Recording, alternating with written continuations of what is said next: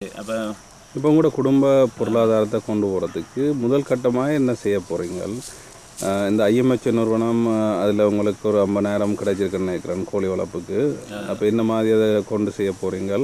உங்களுக்கு ஏற்கனவே இந்த பண்ணையில் நின்ற கோழி ஆடு மாடு வளர்க்குற அனுபவங்கள், அதில் மேலே இருக்கிறீங்க, இந்த அனுபவங்களை எப்படி செய்வீங்கள், அதில் பற்றி கொஞ்சம் சொல்லிடுமா?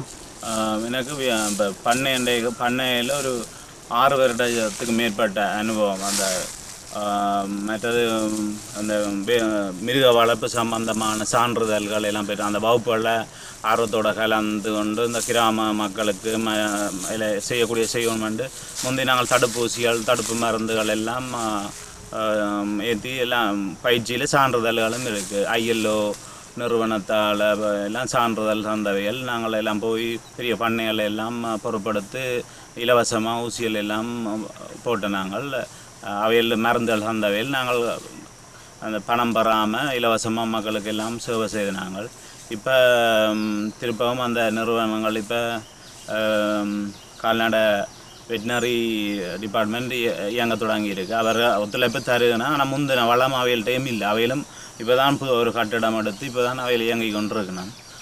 இப்போ எங்களோட கிராமம் இப்போ நான் கோழி வளர்ப்பண்டைக்க முந்தி நான் எந்த கோழிகளுக்கும் ஊசி போட்டு அயல் கோழிகளுக்கும் ஊசி போட்டு எல்லாம் மருந்துகள் கொடுத்து இருந்தேன். இப்போ எல்லாம் எல்லா கோழிகளும் செத்து கொண்டிருக்கு.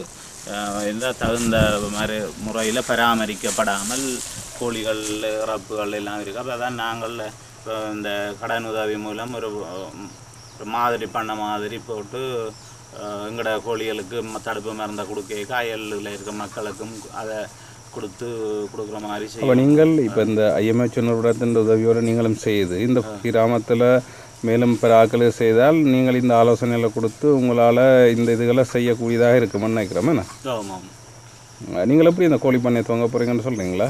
50,000 கொண்டு அப்படி இந்த முதல் கட்ட நடவடிக்கை 2வது கட்ட நடவடிக்கை அப்படி செய்ய போகிறீங்க? முதல் கட்டமாக இப்போ கட்டிடம் இப்போ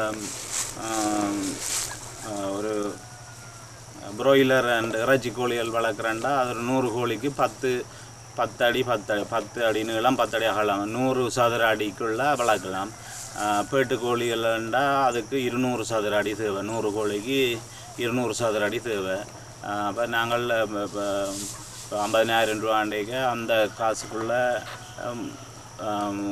கூடையும் ஒரு அப்படியும் அதில் ஒரு 30,000 ரூபாய்க்கிட்ட ஒரு கூட்டுக்கு ஒழுங்காக அமைக்கிறேன்டா 30,000த்துக்கு மேற்பட்ட செலவு வரும். மிகுதிக்கு நாங்கள் குஞ்சுகளை வாங்கி செய்வோம். அப்போ இந்த கட்டத்தை நீங்கள் துவங்கி இப்படி செய்யக்குள்ள இப்போ நீங்கள் தான் இந்த 6 பேருக்கு இந்த கொடுப்பனவளுக்கு முதல் கொடுப்பனவு செய்கிறதும் இப்போ உங்களோட பொறுப்பில் நாங்கள் விட்டுருக்கிறோம். எப்படி இதை நீங்கள் இந்த அறவிடுவீங்கள், அவங்களோட திட்டங்களை எப்படி மேற்பார்வை செய்வீங்கள், தொடர்ந்து மாற இதில் உங்களுக்குள்ளால் தான் செய்கிறதுக்கு யோசிச்சிருக்கிறோம். அதில் எப்படி நடைமுறைப்படுத்துவீங்கன்னு சொல்லி இல்லைம்மா? இங்கே மக்களை பொறுத்தவரை எல்லாரும் இந்த கடுமுளைப்பாளிகள் மற்றது அவர்கள் அந்த பணத்தை எப்படியும் திருப்பி கொடுப்பாருன்னு நம்பி ஏனென்றால் நான் இவ்வளோ காலத்தில் இந்த கிராமத்தில் விளங்கின வழியில் இந்த மக்கள் எல்லோரும் ஏதோ ஒரு வகையில் விவசாயம் மற்ற வியாபாரம் கடின உழைப்பாளிகள் மற்றது இந்த கடன் திட்டங்களை திருப்பி கட்டவில்லை என்று நான் எவரை அப்படி கேள்விப்படவில்லை. மற்றது நான் இப்போ கிராம அபிவிருத்தி சங்கம் ஆர்டிஎஸ்லையும் செயலாளராக பதவி என்ன தெரிவு செய்திருக்கணும். அப்போ மக்கள் கூடுதலாக மக்களோட புலங்குற இடத்துல அவர்கள் வறுமை நிலை இப்போ காணப்படுகிறது. ஆனால் ஒரு பண விஷயங்களில் அவர்கள் ஒரு இப்பொழுது அமெரிக்கா கனடா போன்ற மற்றது ஐரோப்பிய நாடுகளில் எங்களது மக்கள் வாழ்கிறார்கள். இவர்கள் வன்னி பகுதியில் உள்ள அகதிகளாக மூழ்குடியேற மக்களுக்கு உதவணும் என்ற அவா எல்லாரிடம் இருக்கிறது. ஏனென்றால் மக்கள் மிகவும் கஷ்டப்பட்ட நிலைமையில் இருக்கிறார்கள். நீங்கள் இந்த மக்களிடமிருந்து என்ன எதிர்பார்க்குறீங்கள்? புலம்பெயர்ந்த மக்கள் புலம்பெயர்ந்த மக்களில் தான் முழு உதவிகளும் அவர்கள்ட தான் தாங்கியிருக்கு. ஏனென்றால் இப்போ அரசாங்கத்தை பொறுத்தவரை நாங்கள் குற்றஞ்சாட்டி கொண்டு இருக்கலாமலேயே அதிலிருந்து ஒரு எங்களுக்கு உரிய இழப்பீடுகளோ எதுவும் துரித கதியில் கிடைக்குமென்று சொல்கிறதுக்கு இல்லை. இப்போ நான் இப்போ எங்களோட குடும்பம் இப்போ வந்ததுலேருந்து ஒரு 5,000 ரூபா பணமாக தந்திருக்கணும். 25,000 ரூபா தர்றது அதில் ஒரு 5,000 தந்திருக்கணும். மற்றது தரப்பால் தந்திருக்கணும், தடி தந்திருக்கணும். அப்போ இதை வச்சு ஒரு வாழ்க்கையை மீள கட்டமைக்கிறன்றதெல்லாம் ஒரு கண் துடைப்பு வேலை தானே. அப்போ புலம்பெயர்ந்த மக்கள் தான் எங்களுக்கு, இப்போ சகோதர மக்கள் தான் எங்களோட இப்படி நேரடியாக உதவிகளை செய்கிறது மூலம்தான் கடன், அது என்னென்னா கடனாக தான் நாங்கள் கேட்குறோம். என்னென்னா அது அன்பளிப்போ இல்லை, நாங்கள் இதை கடன் திருப்பி கட்டுவோம். ஏனென்றா உழைப்பை இங்கே கடன் உழைப்பாளிகள் எல்லோரும் இப்போ இந்த போரில் அடிக்கடி துன்பம் அடைந்து தான் இப்போ ஒரு பலமும் இல்லாமல் இருக்கணும். அப்போ அவளுக்கு கடன் அடிப்படையில் புலம்பெயர்ந்த சமுதாயம் உதவிக்க அதை அந்த கடனை திருப்பி இன்னொரு பயனாளிக்கு கொடுக்கக்கூடியதாக ஒரு மாதம் நாங்கள் அதை கட்டிக்க அது இன்னொரு பயனாளி அப்படியே அந்த கிராமம் முழுதுக்குமே அது போய் சேரணும். தனியாக எங்களோட குறிப்பிட்ட ஒரு குடும்பங்கள் மட்டும் இல்லாமல் அப்படியே இந்த திட்டம் ஒரு பூர்ண வெற்றி பெறணுமென்றான் எங்களோட விருப்பம். அதால் நாங்கள் அந்த இதில் நிச்சயமாக முழு பணத்தையும் செலுத்தி முடிப்போம் என்றதெல்லாம் உறுதியாக இருக்கிறோம். மணிவண்ணன், இப்போ புலம்பெயர்ந்த மக்கள், அமெரிக்கா கனடாவில் இருக்கிற மக்கள் IMHO என்று சொல்லப்படுகின்ற இன்டர்நேஷ்னல் மெடிக்கல் ஹெல்த் ஆர்கனைசேஷனுக்குள்ளால் அவர்கள் பலதரப்பட்ட உதவிகளை அந்த காலத்தில் என்ன செய்து வருகிறார்கள், தொடர்ந்து செய்வார்கள்.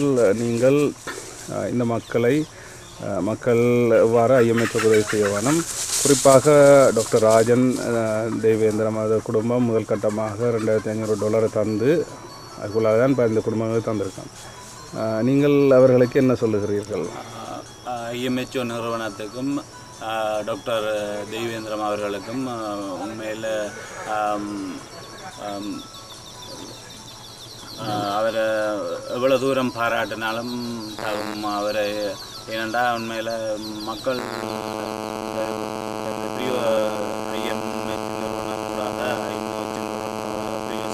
மக்கள் எல்லாரும் மிகவும் கூடுதலான வட்டிக்கு எல்லாம் பணம் பெற்று அந்த தொழிலை ஆரம்பித்து கொண்டிருந்தவர்கள். ஒரு வாகனம் செலுத்துகிற ஓட்டோ, முச்சக்கர வண்டி ஓட்டோ வாங்க வேண்டாம், அதுக்கு அந்த வட்டி வீதங்கள் அது தனிநபர்களோட பிறகு மிக கூடுதலான வட்டி வீதத்தில் பெற்று கொண்டிருந்தார்கள். இப்போ இந்த திட்டத்தில் கொடுத்ததன் மூலம் அவர்கள் மிக குறைந்த வட்டி எதுவும் இல்லாத நிலையில் அந்த பணத்தை பெற்றுக்கொள்கிறார்கள்.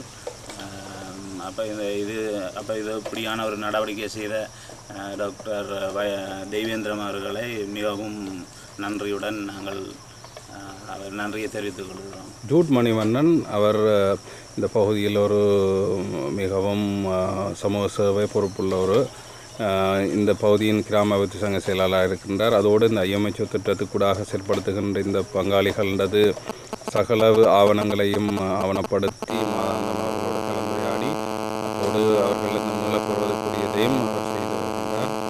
இவரது குடும்பமும் இவரது தொழிலும் சிறக்கவும் எதிர்காலத்தில் இவருக்கு ஒரு வருமானம் பெற்றுக் கொடுக்கவும் புலம்பெயர்ந்த மக்கள் IMHO கூடாக கூறி விடப்படுகிறோம். எந்த முறையில் இது உதவியாக இருக்கும் என்று சொல்ல முடியுமா? நான் முதல் கடனோட எடுக்கிறாமல் கூடுதலாக வட்டி தான் எடுத்தேன் கடன். இப்போ இந்த கடன் வந்து எனக்கு மிகவும் உதவியாக இருக்குது. முதல்ல மெக்கானிக் வேலை தான் செய்தீங்களா நீங்கள்? மெக்கானிக் தான் செய்யணும். அப்பாவுக்கு என்ன வந்தது? அப்பாவுக்கு செல் வீச்சால் பக்கத்துலேயே விழுந்து சிதறப்போம். சரி, உங்களோட 3 பிள்ளைகளுங்க காயமா? 2 பிள்ளைகள். மகனுக்கு விதையில் காயமா? ஆணுறுப்பு இறங்குதில்லை. இப்போ நீங்கள் முதல் கடன் எடுத்தது கூடின வட்டி விதத்துக்கு அடுத்தீங்களா? கூடின வட்டி விதத்துக்கு அடுத்து. இப்போ உங்களுக்கு இது வட்டிலாம் கிடைச்சது உங்களுக்கு பயனாக இருக்குமா? உதவியாக இருக்குது. இப்போ இதை நீங்கள் மூலளித்து மற்றாக்களுக்கு உதவி செய்ய உதவியாக இருக்கும். தயாராக இருக்குது. வணக்கம். இப்போ முதல் குடியேற்றத்தில் நீங்கள் எல்லாரும் இப்போ வந்திருக்கிறீங்கள். நீங்கள் இடம்பெயர்ந்த நேரங்களில் பட்ட கஷ்டங்கள், பிறகு மணிக் ஃபேமிலியில் அனுபவித்த கஷ்டங்கள், இப்போ படிக்கிறதுல நீங்கள் எதிர்நோக்கிற கஷ்டங்கள்,